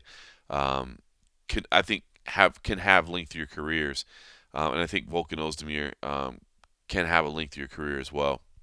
And I think there's still plenty of big fights from on the horizon, but I think Daniel Cormier said it right. There's levels, and just Volkan's not on Daniel Cormier's level right now, and I think. DC was able to show that.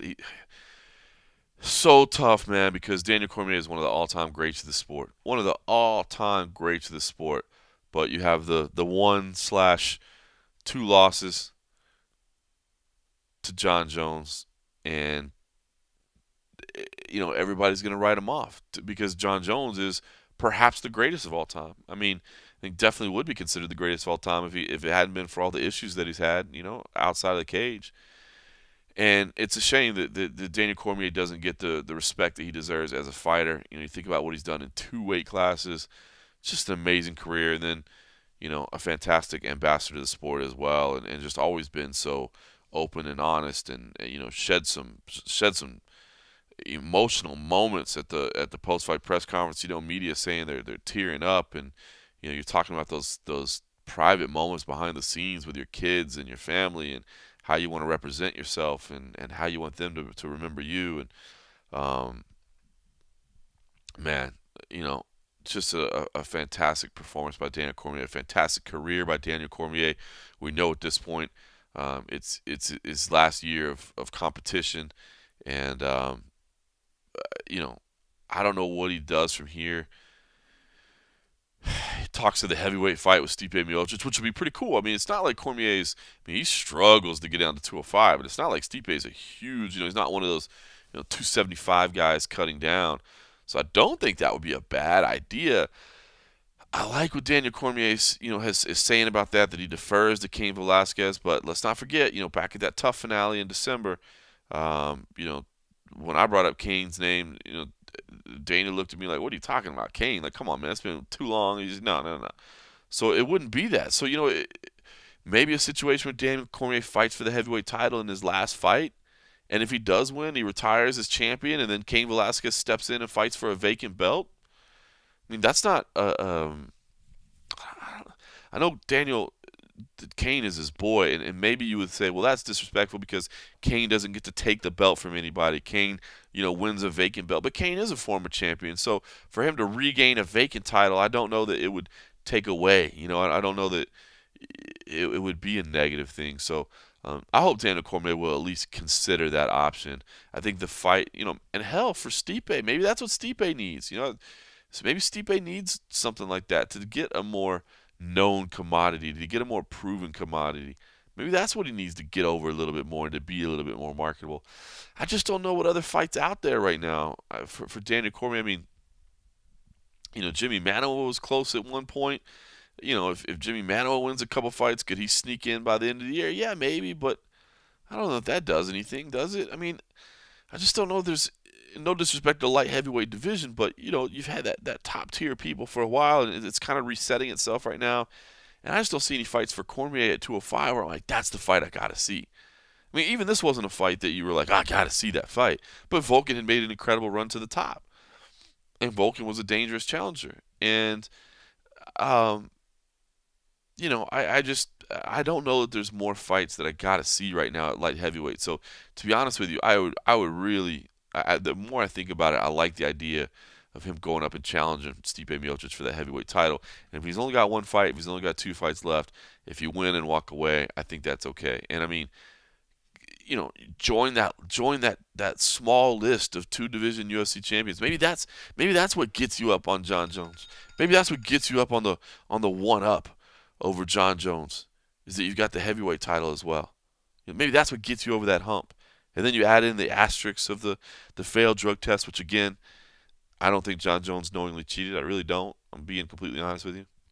I believe he's careless with what he puts in his body. And I don't believe that means he should go out scot-free. I'm just saying I don't think he's a cheater. But maybe, with that'll be the argument that you need. That'll be that veil, Maybe that would do it. Something for his legacy. Something to get him that 1-up over Jon Jones. Maybe this would be it. I think you should at least consider it. I really think you should at least consider it, and I think that would be something pretty special. Yeah, might as well just hear from Daniel Cormier, right? I mean, this was a special moment, and I mean, these were certainly the moments that will be remembered. Of course, I wasn't there. Had to watch it afterwards, but we had a lot of people there. Cold Coffee was there. Abby Subban was there. Shamakar Sandus was there. Covered for other outlets. Of course, Matt Erickson was there as well for MMA Junkies. So it was cool to see the Junkie crew having things covered, even if they were doing so for other outlets. Always proud of those guys for getting more work for themselves and getting more involved in this. But let's hear from Daniel Cormier. What's up, guys? How you guys doing? Good. First question. Congratulations, DC. I told you the Garden was a special place. Did you feel that tonight? It felt good, A lot of cheers, a lot of people supporting me. It was very nice. Yeah, you walk into the Garden and you feel the championship history of the building, and I enjoyed performing here. I loved it. You had talked about how important this fight was for you to feel like you were the champion. You went out and had a dominant performance. How does it feel coming out afterwards? Do you feel a lot better than you did coming in? Of course I do. I had lost last time, so now I can actually say I won a fight. I won my last fight, which obviously feels better. And then to experience that again, Dana putting the belt on you and, going out there and just having a performance that you dream of. You dream of doing everything you did in training camp, and it works to a T. And today it did. I felt like I may have had that submission at the end of the first round, but ran out of time and then was able to get him back down and get right to the crucifix position and just start to punch and not get too excited to where he got out, but also just hold him there and really just beat on him until the referee had no choice but to stop the fight. And last thing from me, you had talked about, you know, it's going to be Volkan's time, just not right now. And he came in here and talked about how much he learned from being in the octagon with you, but then he said, I will be a champion. Do you believe him when he says that? You know, we talked in the back, and I told him, I said, you know, man, great job. You know, you fought hard. He threw everything with so much power and with so much intent to finish the fight. And I could feel his confidence. You know, I could feel his confidence. And if he's able to fight in that way, but shore up the holes that he has, yeah, of course he can become a champion. He's one of the younger guys in the division. I'm 38 years old, and I've said time and time again that by 40 I'll be done. So, you know, even if I was here for another year, I'm sure Volkan, it didn't take him long to get here in the first place. So I'm sure he can build himself back up to get to a title fight. Hey, Daniel, were you surprised at all by the support out here from fans out here at the Garden when you came out, and especially after that first takedown? Did any of that surprise you? It didn't surprise me because I've seen like a little bit of a shift since the last fight in terms of the level of acceptance that I've gotten from the fans. Because although you'll have some people sprinkled in there that still say stuff, you know, negative and kind of look past the fact that I may not have gotten a fair shake on a number of occasions, but the vast majority of people are just kind of like, man, this dude has some rough luck, you know? Just as he seems to have gotten past this black cloud in his career, you know, that happened. So I think at his core, people are still good, you know, and I think they may sympathize with me a little bit. And I think that's why you got the cheers and the crowd kind of being as loud as they were. And I really did enjoy it and appreciate it. Hey, champ. Hey, congratulations. Very impressive performance. Thank you. Yes, sir. So you had a pretty awesome couple of words to say about fatherhood at Media Day. And I noticed after the fight you had posted a really nice picture on Instagram with you and your family. Obviously better to get your belt, get a win, but win or lose, can you just talk about how special it is to share these types of moments with your family? Well, you say win or lose, but like this was the first time that my children have ever been to a fight. You know, my son and daughter have never watched me compete. My boy says he went when he was a baby because we didn't, you know, back in Strike Force, we couldn't afford a nanny. So we couldn't have anybody watch the kids. So we brought him. And ever since, we've really kind of left him home because of what happened last fight. You know, for my son, who's 6 years old, to see that would devastate him. But I'm 38 years old, and you know, it's time for them to start understanding what dad does. And I brought them, and they loved it. And they loved every moment of it. And I was able to walk right off the octagon and grab them and see my wife, Selena. And we get to go to the back and see my mom and my dad. And nothing's more precious to me than family. I mean, I love everything else. You know, I love, you know, championship belts and everything else. But nothing's more important than family. Because without them, I can't do any of this stuff. I had a team dinner last night, and there were 47 people from Louisiana and all around the country to come and watch me fight every single time. 47 people. In Anaheim, we had 75 people at my Friday night dinner. People from Louisiana and all around the country. So I appreciate these people because they uplift me. And they've been doing it since I was 15 years old when I first started wrestling at the highest level. They've been uplifting me and allowing me to be who I am today. Thank you, champ. DC, congrats, my man. Thank you. What next for you? I mean, is there a name out there? I know you obviously want to enjoy this for now, take some time perhaps, but who do you have your eyes on as a guy that will challenge you next? I don't know. I mean, I really don't know, you know, and you know I'm not above calling somebody out. I've done that time and time again over the course of my career, but it's just like right now it's like I've been through a lot, right? And after getting beat in that last fight and finish for the first time, I've learned to just kind of take it all as it is, like one at a time, let myself just enjoy the work, because every time I fought, every time I won, it was always get back home and just go like, let me get to the next guy.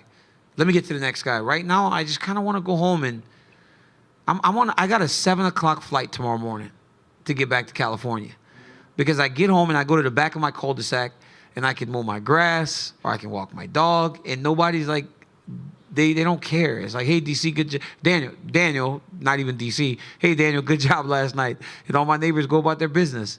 And I like that. You know, I like kind of just being normal a little bit. I love to fight. I love the adrenaline. I love the crowd. I love the everything. But I'm going to enjoy this next month where I have nothing on the schedule to spend with my family. One of the reasons I ask is I'm not a guy who likes to stir the dookie, so to speak.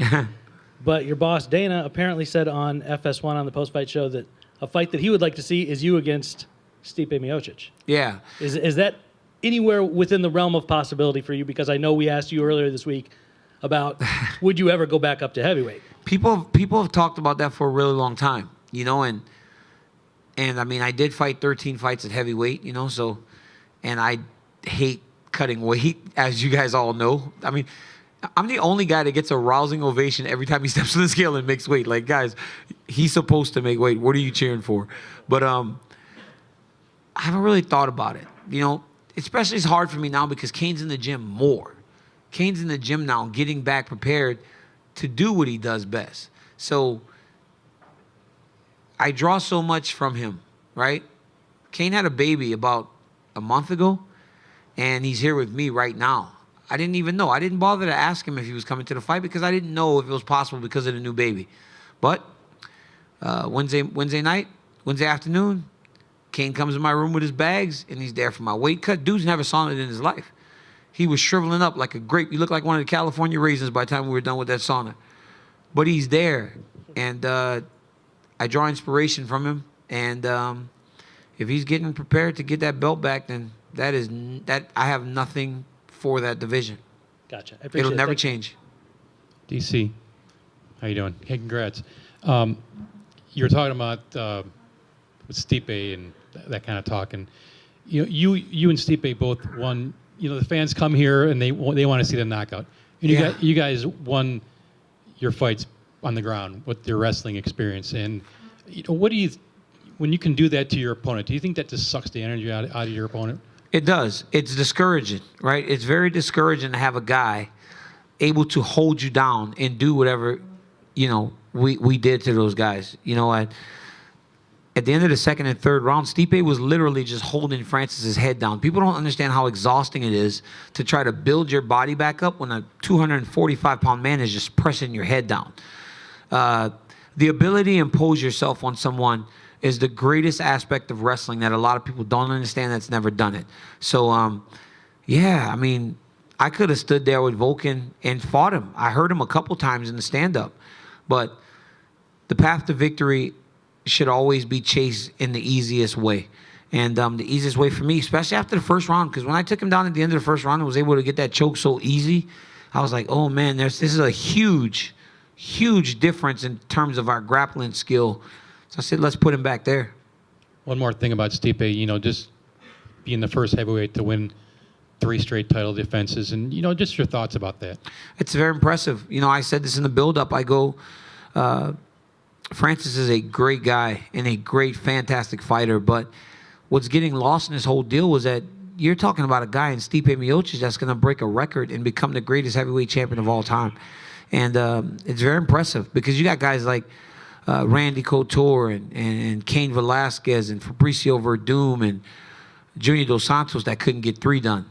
You know, that's crazy that these guys have never done 3 because that division is so dangerous. So for Stipe to do it tonight against the most dangerous opponent that he's had, very impressive. Hats off to him. He's a great guy, great champion. I had a great time with him in Cleveland, learned a lot about him, and nobody deserves it more than Stipe Miocic. Would you put him number 1 all time? You said that kind of impressive. Heavyweight? Yes. It's him and Cain. Everybody else is everybody else is kind of just like they're there. But Cain Velasquez and Stipe Miocic are the 2 best heavyweights of all time. And today this fight was built as the biggest heavyweight fight we've had in a long time. The biggest heavyweight fight that we'll ever have is when those 2 guys actually fight each other. So you would still put him 1A, 1B? Could you put him one or two with somebody? I'm never going to say he's better than Cain Velasquez. What are you doing? But he's good. He's just as good. Those Okay. guys are even. Yeah, Thank they're you. just as good. Thanks, I It's appreciate going to be a it. great fight. Hey, Daniel. In the post-fight interview with Joe Rogan, you put over Khabib, you put over Kane. Where was the love for your boy Luke? Luke's I don't know. I was just, the guys were here. The guys were here. That's why I talked about him. I understand that Luke is in the middle of training camp right now, so he can't be here. But I saw Khabib and hugged him right as I left to go to the octagon. I saw Kane and hugged him right at the tunnel before I went to the octagon. So their names popped in my mind. But good try. Luke's my boy. So it ain't gonna happen. Luke's my boy. Yeah, he texted me right before the fight and said, "I love you, brother. Go and do your thing, because there's no one like you." So there really is no dissension between us and Luke Rockhold. Luke Rockhold's one of us for the rest of his life. We love him, and as I've said time and time again, you guys don't know what Luke's going through personally in the Bay Area. Very courageous of him to make the move down to Florida, because it's hard to leave your comfort zone. It's very hard to leave your comfort zone. And he did that. And I believe that he's going to be better for it. And we're going to be there to support him as much as we can. And for the record, I wasn't trying to set you up. Just want to know. Yeah, you were. Just want to give you a platform to give him a shout out. Maybe you forgot in the octagon. And just one more question for you. Obviously, John Jones is going to have this hearing next month. Have you got a message for him? Nah, I'm just kind of, I want to see what happens. I think not only I'm just past it right now until he's able to do what we want to do, and that's fight. Kind of past it. So I'm kind of in a bit of this spot when it comes to Jones. Competitively, all I want to do is fight him again. But at some point, it's just like, man, is it ever going to be just a fight without nothing else? And I don't know if I can put myself through that again, I've done everything right, and I've just been dragged down by this guy constantly. So I'm not thinking about it. I'm going to do my thing for right now. Hey, DC. Congrats on the win, man. Thank you. Where do you find the confidence to stand with these, and no disrespect, but you're a little shorter than these guys that you're striking with. Where do you find the confidence to stand with the Vulcan and with the Jones? It's part of fighting, right? Every fight starts on the feet. I would love to start in the down position. That would be great for me. Could we start in the I'd love to start grappling, but that's not how it works. And you know what the truth is, man, honestly? I feel like I have the greatest coaches in the world.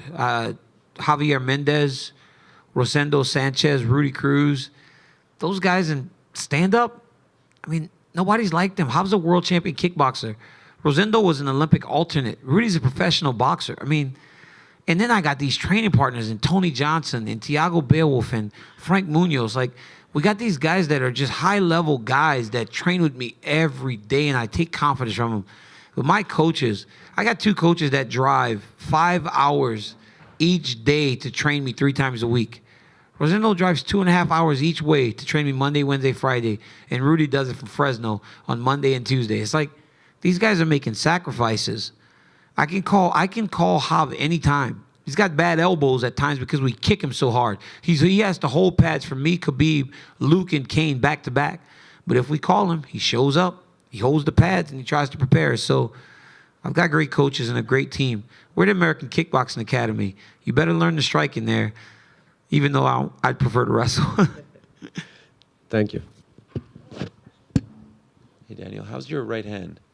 My hand is messed up.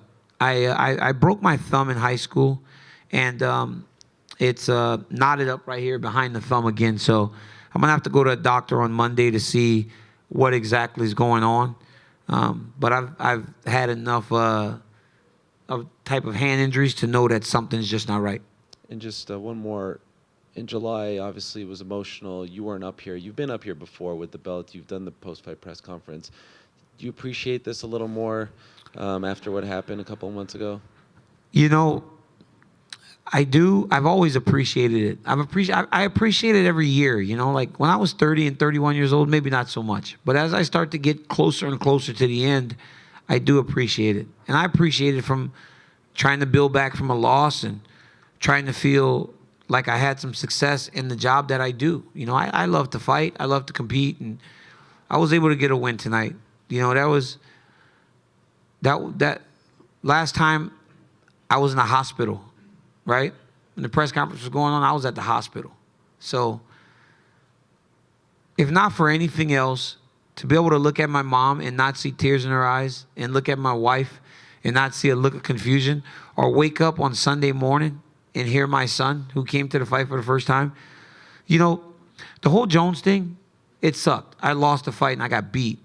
I got my ass kicked. And I cried in the octagon. I cried before I went to bed.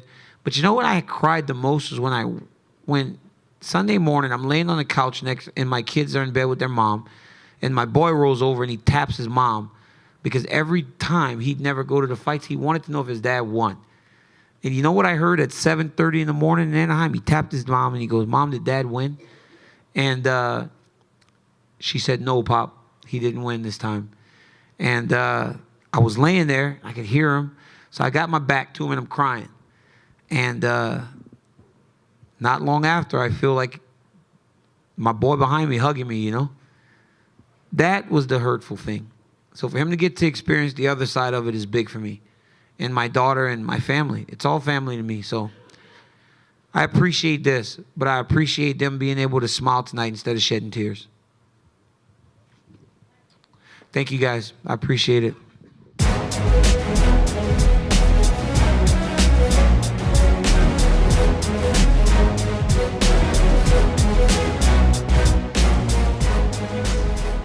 That's an all-time great there, no question about it. Hey, listen, I should say, if you like what you're listening, do me a favor, log into iTunes, take a second, subscribe, rate us, review us, leave us some feedback. I always love getting that feedback.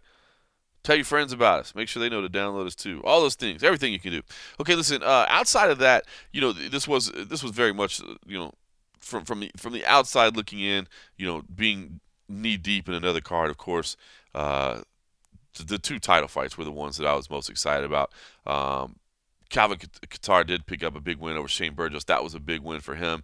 John Vellante, how the hell was that a split decision? Are you kidding me? I like John Vellante, and watching him sweat out that reading. Oh, that was tough, dude. He's such a good dude, and I thought he pretty clearly won that fight. Watching him sweat that out was tough. Rob Font continues to come on strong against Thomas Almeida. So big win there. Thomas Almeida, man, I still think that guy's super talented and super fun, but he's on a run right now that's not great. Hopefully he can recover from that. The ones that stood out to me, though, on the prelims, Abdul Razak Al Hassan, I am really high on this kid, man. I am super impressed with him. And another spectacular knockout that ended up being, #1 on SportsCenter?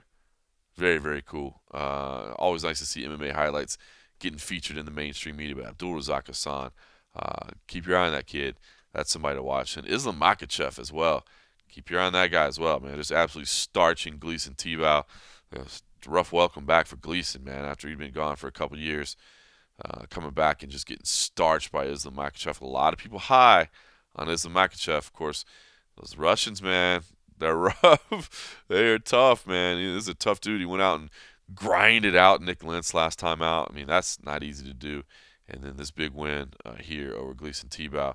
A lot of people believe in Islam Makhachev, and I think he's somebody you definitely want to keep your eyes on. So listen, Cold Coffee, he's not one to take a lot of mic time, but I figure let's just get a couple stories from him backstage. Let's just get his impressions. You know, we can't be together, but I don't want to do a whole podcast without my man Cold Coffee in there. So let's get a couple thoughts from Boston on his lasting memories of the week. All right. Well, thanks, John. I will jump in here then, and I will give you my thoughts on Boston. I had a great time in Boston. The weather was cold, but it wasn't too bad. I actually warmed up on Saturday, and Sunday, the day we left, it was like in the 50s or upper 40s, but it felt really, really good. You know, I had a jacket on, one of those windbreaker jackets most of the time there, with either like a sweatshirt or something underneath, and I was pretty good for the whole time. It was definitely no Winnipeg. I didn't need the beanie, even though I would have wore it if I had it, if I remembered to have brought it. I definitely would have worn it. But I didn't need gloves or anything like that. But it was brisk up there, but it was beautiful. Beautiful, beautiful city. I love being near water, and even though a good portion of this water was ice covered, it was still neat to see the boats there, and there were areas where you definitely saw plenty of running water, and due to all that running water and all that water around there, there was a really good seafood. So I think I've probably eaten more clam chowder in this past 4 or 5 days than I have in the past 4 or 5 years combined. Definitely wintertime, I think, is the perfect time for clam chowder. I don't know if there's any other time where I ever really crave it, but man, the stuff I had there at a few different places was incredible. So definitely clam chowder has moved its way back up near the top of my ideas for things to partake in cold weather like they have up there in Boston. But again, beautiful town. When we're doing these fight weeks, never really get much chance to go out and do much sightseeing. There was maybe a couple hours on fight day where we could have went out, but I did not get out to go see some of the neat, historical sites there, such as I believe it's the Old North Church, I think is the name, where Paul Revere started his ride, where the two lanterns were hung to signify that the British were coming. But I hope to go back someday to check out that sort of thing. Actually, spend some time there and see some of the historical sites. The food was incredible there. The people were wonderful. I had a really, really good time. Everybody I interacted with was pretty amazing, but the food was definitely right up my alley. Lots of meat, man. They like their steak tips and stuff there. That was really, really good. So it was a lot of meat and some good wings up there, and definitely some good beer. So it was right up my alley. Did get out to the Reebok headquarters on my own outside of the wonderful gym trip that we took up there.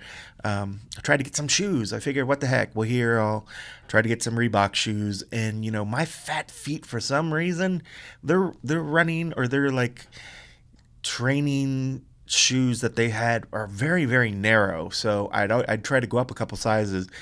And the ones that got almost to the point where I liked how they felt on my feet left like an inch or so in the front part, so it just didn't work out. And I didn't want to just get some casual kicks, because I was looking for something. I'm here trying to work out in the gym. I'm trying to set up out in the garage, so I figured, what the heck, I'd try to get some shoes to kind of help push that forward. But no, I didn't find anything like it. So I guess I'll stick with my Nikes and other brands that make some shoes for the everyday person, I guess.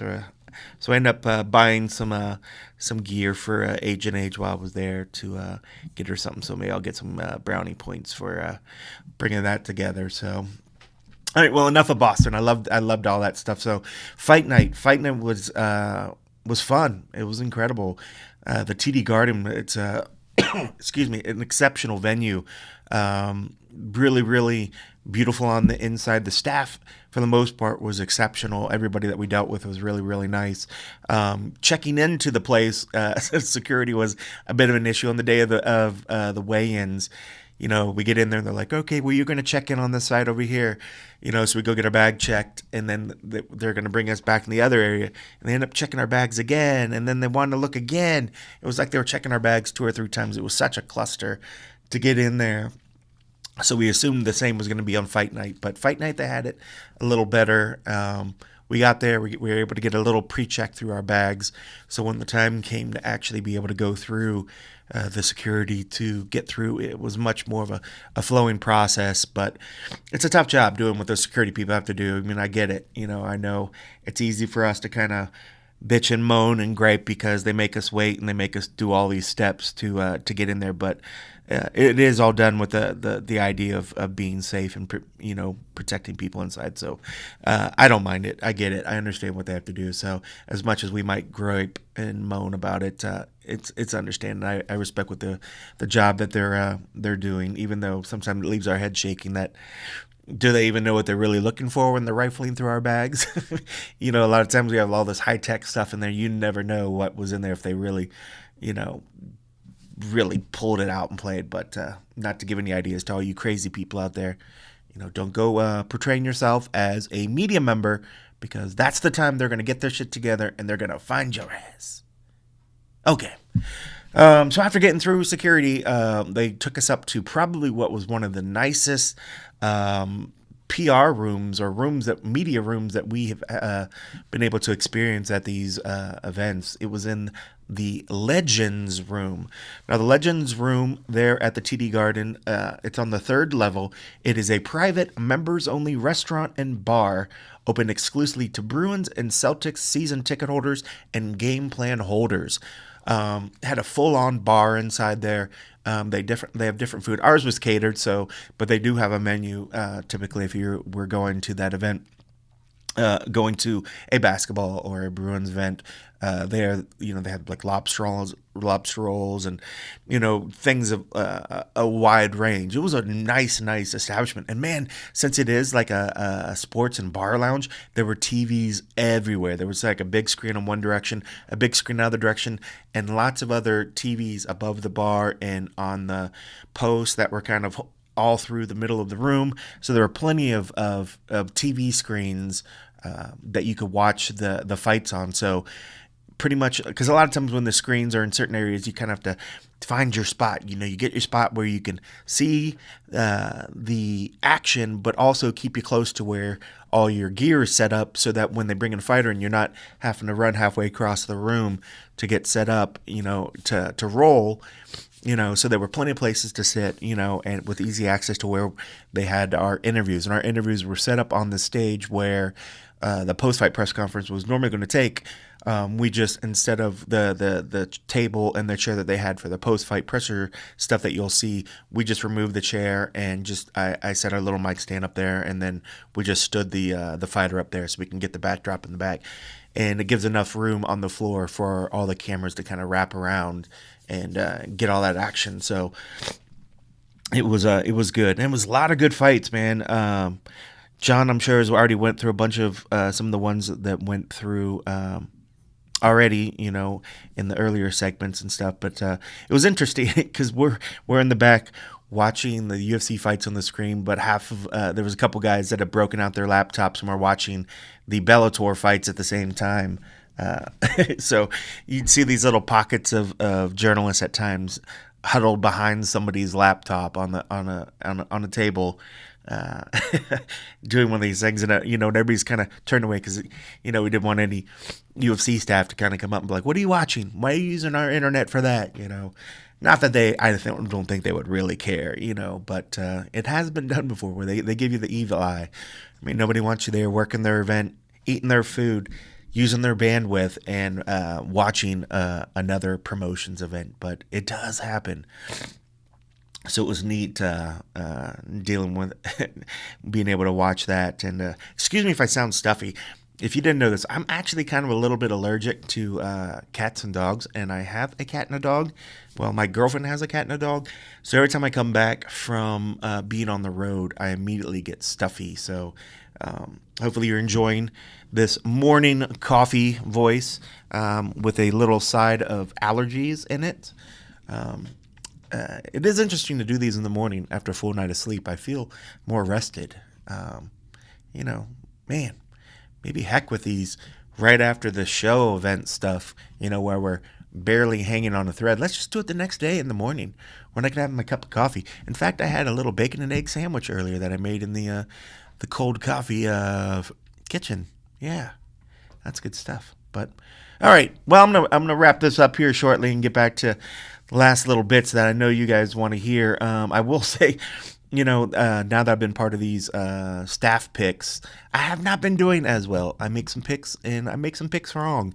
And one of the biggest picks that I like to say that I did for a reason was I picked Francis Ngannou instead of my Ohio brethren, Stipe. Normally I'm one and done. They're from Ohio. Yeah, I'm picking them. Then I got grief, and I felt bad that I wasn't picking solely based on their merits and not just with my heart saying I want Ohio to win. So this one, I bought all the hype. I bought everything. I've been watching Francis just destroy the pads and just destroy these people, and I just knew that if he could get his hands on Stipe, that was it. But Stipe did everything right in controlling him, and just, was it the most fun to watch at times? No, it certainly wasn't. But was it the exact thing to do, to just tire out Francis and bring Francis back to where, people had questions the whole time?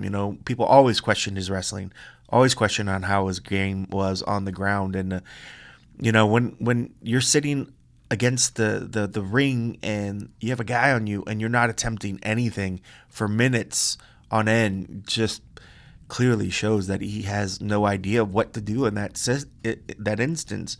I mean, it's one thing to try to, just kind of hold off for a little bit to wait for a moment to explode, in this case, whether he was waiting for the arm to get off his head. But if you're not doing anything to try to remove that arm, why is Stipe going to move it?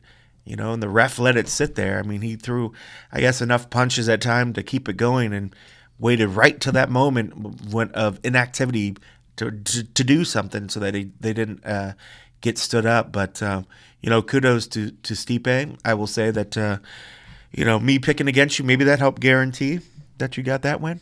You never know. It could be. But I will be back to voting just for Ohio for the future. See what happens when I go away from it. I'm wrong. And now I'm going to fall to the bottom of our list at the stat picks, but that's all right. Final thoughts. Daniel Cormier, what a great fight, man. Daniel is a driven man, and it was a very, very good fight. Volkan will be back strong. He's got a long career ahead of him. I like the whole thing with Daniel, really kind of supporting him. They had words and, we're kind of going at each other through the week, but it still seemed like it was respectful. In the end, Volkan had a lot of respect for Daniel as a competitor and what he was able to do and what he does in the sport. And Daniel had a lot of respect for Volkan and what he's been able to do in such a short amount of time. And he's confident that one day he will be a champion, that he will do what he needs to do to attain the top of the division. Just not right now. But Daniel's speech afterwards was very, very moving, especially the part at the end when he was explaining the downtimes and that comment about his son coming up to him while he was crying on the couch. That was moving. I think everybody at the end of that was kind of breathing a little heavy and just kind of like, whoa.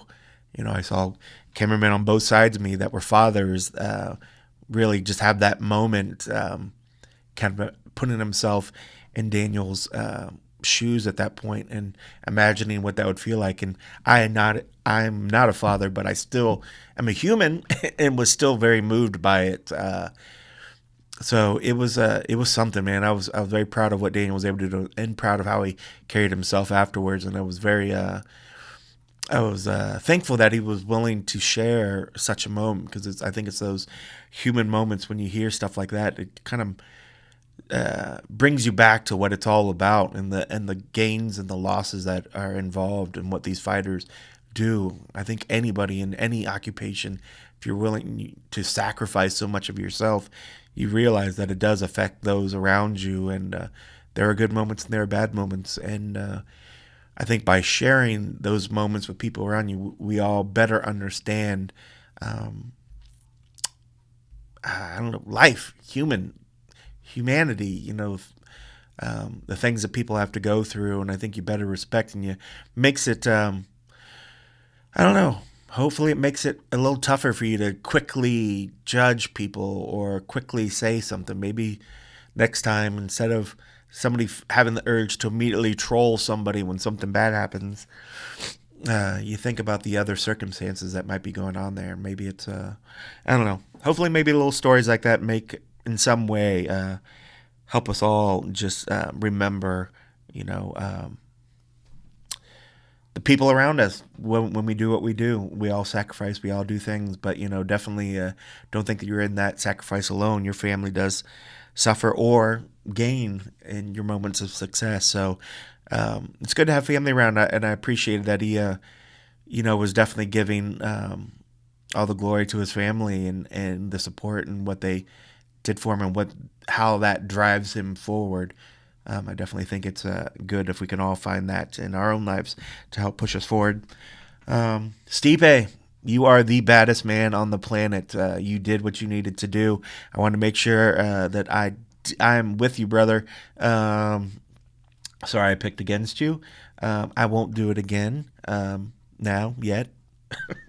But yeah, you continue to uphold yourself in such a wonderful manner. I love his post-fight antics too. Stipe is always short in his answers a lot of times, but every once in a while, especially when he's teasing somebody, he's quick with that laugh and he's quick. No, I'm just kidding. He's a bad dude, man. He did what he needed to do.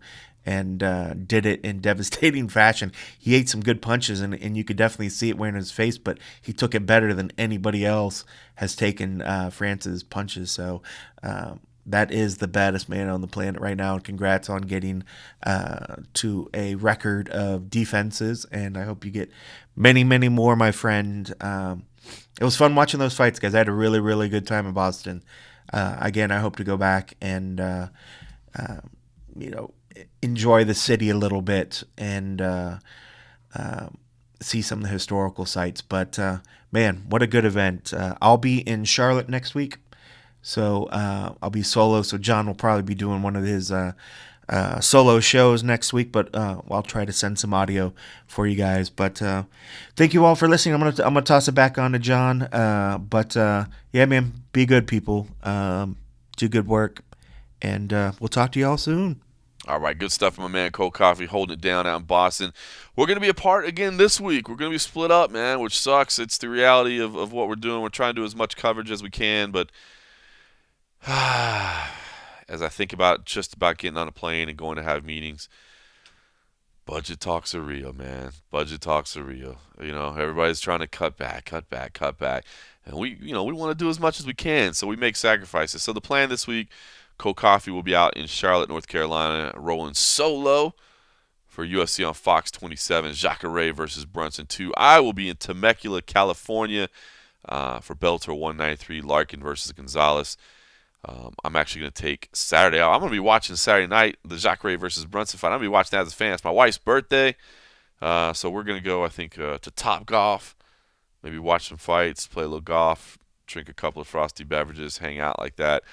So I'm going to do Temecula on Friday night, fly home on Saturday, and enjoy the wife's birthday. Meanwhile, Cold Coffee will be out there in Charlotte handling business by himself. But we'll still find a way to get hopefully entertaining content to you from both locations. We're trying to do more, even if it means we're split up a little bit in the meantime. So, all right, listen, I got to run.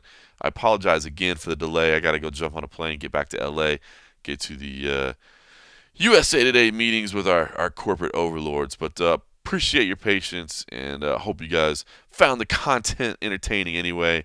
And, well, even if you thought it sucked, I'll say anyway. Thanks for listening.